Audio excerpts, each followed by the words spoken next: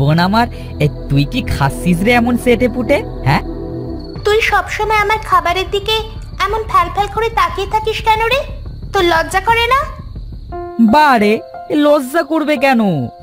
হ্যাঁ, আমি তো শুধু তোর কাছে জিজ্ঞাসা করলাম যে তুই কি খাচ্ছিস। আমি কি তোর কাছে খেতে চেয়েছি নাকি? হ্যাঁ, তুই এভাবে বলছিস কেন আমাকে বোন?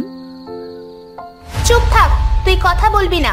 চোরের মায়ের বড় গলা। সব সময় আমার খাবার দেখে তোর জিহ্বায় তো পানি আসে। তোরটা খেয়ে আমার খাবারে নজর দিস কিভাবে? বোন আমার, তুই থাম এবার। তোকে তো আমি কিছু বলিনি, তুই আমার উপরে এমন রাগছিস কেন? কি রে মাদর ছেলে, তোর আবার কি হলো? কি নিয়ে এত ঝগড়া করছিস আমার মেয়ের সাথে? না মা, আমি তো ঝগড়া করছি না। নীলা কি খাচ্ছিল তাই জিজ্ঞাসা করছিলাম। মা দেখো না, আমি যে এই আচার খাচ্ছি না, এটাও সহ্য হচ্ছে না। সব সময় আমার খাবারের ওপর ও নজর থাকবে। যা এখান থেকে বাঁদর ছেলে, আমার মেয়ের পাশেও ঘুরবি না। হ্যাঁ, আমার সাথে তোমরা সব সময় এমন করো। আমাকে কখনো নিজের ছেলে মনে করো না কেন তোমরা? কি হয়েছে তোমাদের? সবাই এক জায়গায় দেখছি, তা আমার ছেলে মেয়ে দুটো কি করছে? হ্যাঁ, কিছু না বাবা, আমরা সবাই গল্প করছিলাম, তাই না মা? বলো। হ্যাঁ হ্যাঁ, আমরা তো এক জায়গায় বসে গল্প করছিলাম, তোমার কথাই বলছিলাম। কখন আসবে তুমি বাজার থেকে? তা বেশ ভালো হয়েছে। হ্যাঁ, অনেক রাত হয়েছে। হ্যাঁ, চলো আমরা সবাই খেয়ে ঘুমিয়ে পড়ি।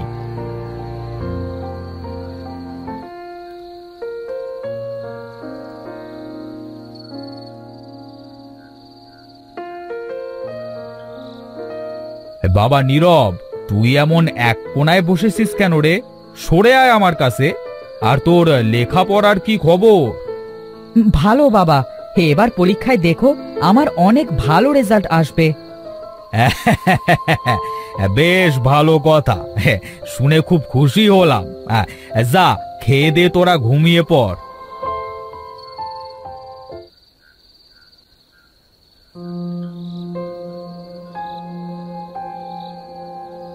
মা, ও মা আমার, কোথায় তুমি?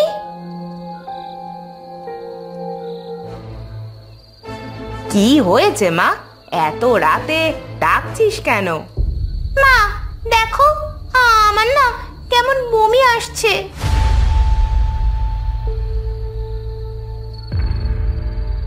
ও মা আমার, কি হলো তোর? আমার মেয়েটার বদ নজর লেগেছে।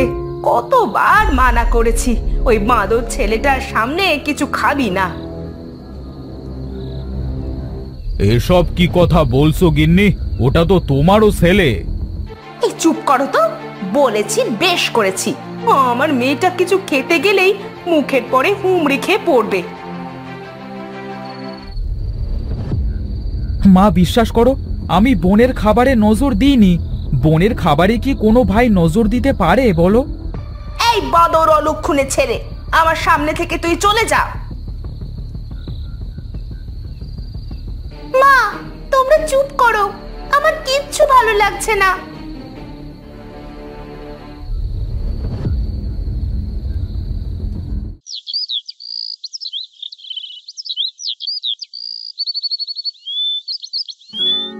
ওগো, আমি এখন কি করব? আমার মেয়েটাকে নিয়ে আমি এখন কোথায় যাব? শান্ত হও গিন্নি, শান্ত হও। দেখি আমার দ্বারা কিছু করা যায় কিনা।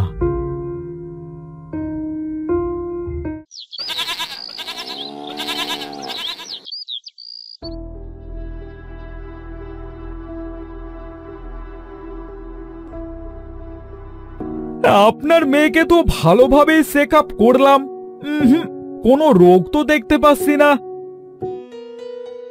ওই ওষুধগুলো দিয়ে গেলাম, হ্যাঁ, খাইয়ে দেখেন কি হয়।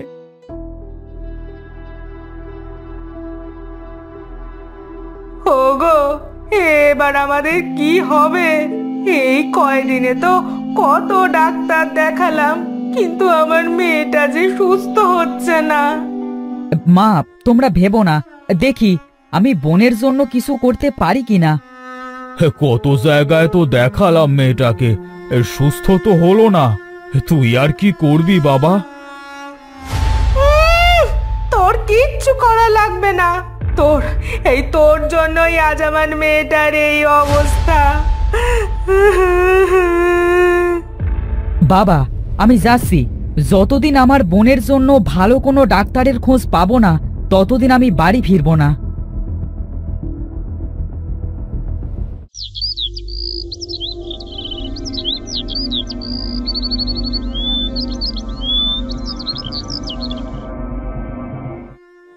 সত্যি কি আমার বোনটার আমার জন্য এমন হলো?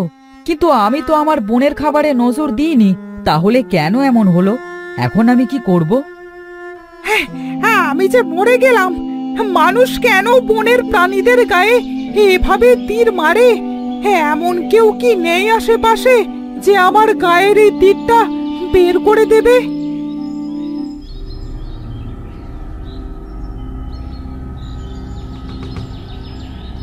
আহারে, কে মেরেছে তোমাকে এভাবে? এত সুন্দর পাখিটাকে কে মারলো? কার মনে দয়া মায়া নেই? দয়া করো পথিক ভাই, দয়া করে আমার শরীর থেকে তীরটা বের করে দাও। আমার যে খুব কষ্ট হচ্ছে।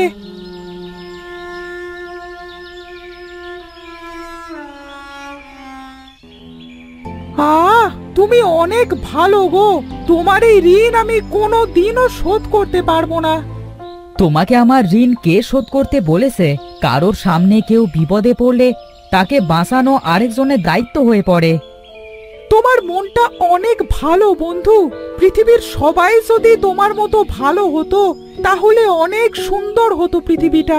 তা তুমি এখানে কি করতে এসেছো? বাড়িতে আমার বোনটা অনেক অসুস্থ, অনেক ডাক্তার কবিরাজ দেখিয়েও কোনো কাজ হচ্ছে না। তাই বাড়ি থেকে এসেছি বোনের জন্য ভালো কোনো ওষুধ নিতে, যেন আমার বোনটা সুস্থ হয়ে যায়। কেন বন্ধু, তোমার বোনের কি হয়েছে? সে অনেক কথা বন্ধু, তাহলে শোনো।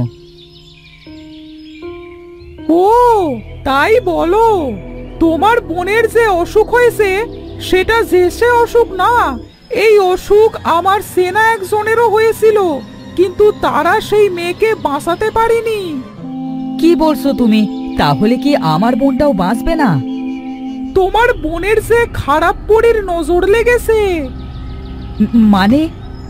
হ্যাঁ গো বন্ধু, তাই তো তার কোনো ওষুধে কাজ করছে না। তাহলে এখন আমি কি করব বন্ধু? বোনের যদি কিছু হয়ে যায় তাহলে তো আমার ওই বাড়িতে আর কোনো জায়গা হবে না। তুমি কোনো চিন্তা করো না, আমি তোমাকে যেভাবে বলবো তুমি সেভাবেই কাজ করবে, তাহলেই তোমার বোন সুস্থ হয়ে যাবে। কি বলবে তুমি, বলো। তাহলে শোনো, নদীর ওই পারে একটা মায়াবী জঙ্গল আছে। সেখানে খারাপ পরীর বসবাস, বুঝলে? ওই খারাপ পরীর মেয়ের মানুষের আচার বানানো খুব পছন্দ করে। তাই সে যাকে আচার খেতে দেখে তার ওপরেই নজর দেয়। বলো কি বন্ধু?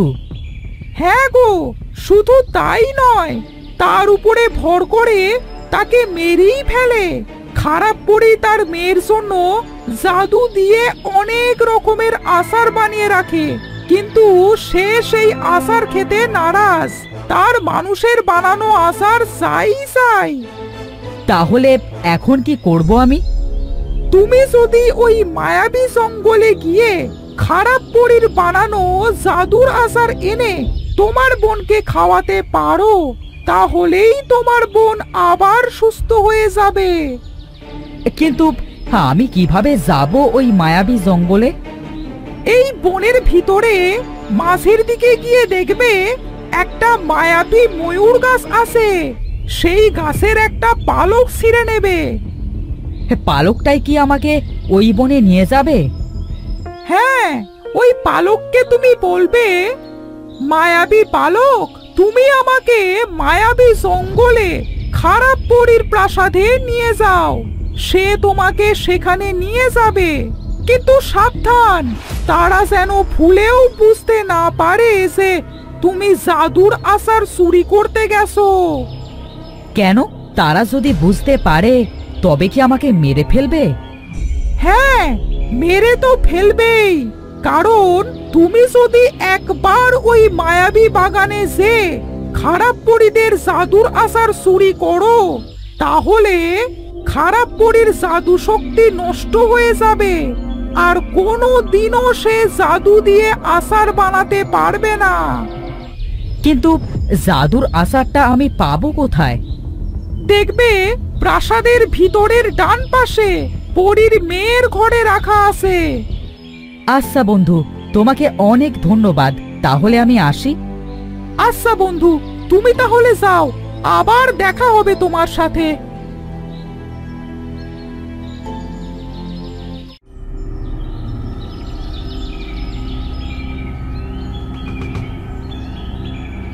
পালক, তুমি আমাকে মায়াবী জঙ্গলে খারাপ পরীর প্রাসাদে নিয়ে যাও।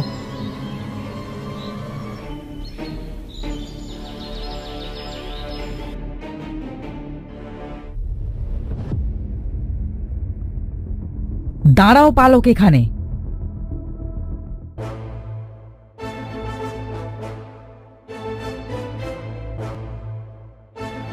মা, তুমি এভাবে আর বাইরে বাইরে ঘুরো না, না জানি তোমার আবার কখন বিপদ হয়ে যায়।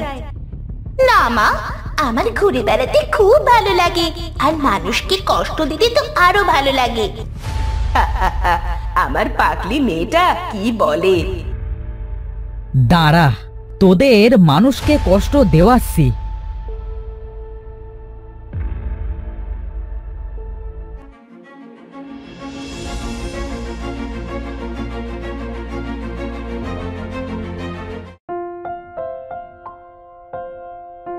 পালক, এবার আমাকে আমার বাড়ি দিয়ে এসো।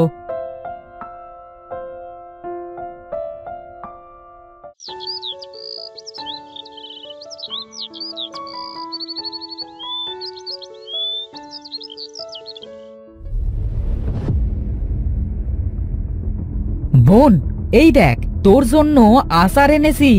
এবার তুই সুস্থ হয়ে যাবি। আমার মেয়েকে তোর দেওয়া এই আচার আমি খাওয়াবো না। না জানি তুই আবার কি আচার নিয়ে এসেছিস আমার মেয়েকে মারতে। আমার মেয়ে আগেও এই আচার খেয়ে এমন অসুস্থ হয়েছে। আহা গিন্নি, কি বাজে কথা বলছো? আগে তো দেখবে ছেলেটা আমার কি নিয়ে এসেছে। মা, এটা জাদুর আচার। এটা খেলে বোন সুস্থ হয়ে যাবে। আমি তোমাদের সব পরে বলছি, আগে তো বোনকে খাওয়াতে দাও। নে বোন, হাঁ কর, একটু কষ্ট করে খা, দেখবি এখনই সুস্থ হয়ে যাবি।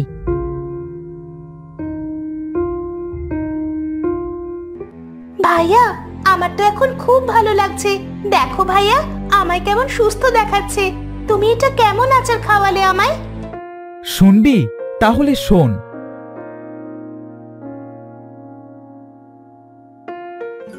ভাইয়া, তুমি আমার জন্য এত কষ্ট করেছো। ভাইয়া, তুমি আমাকে ক্ষমা করে দাও, আর কোনোদিনও আমি তোমার সাথে খারাপ ব্যবহার করব না।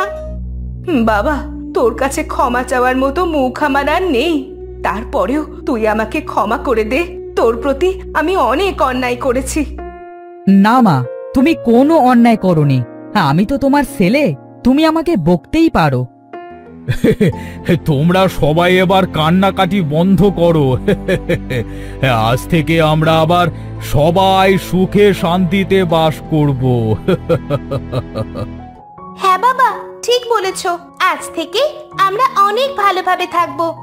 চল ভাইয়া, আমরা বাইরে খেলতে যাই।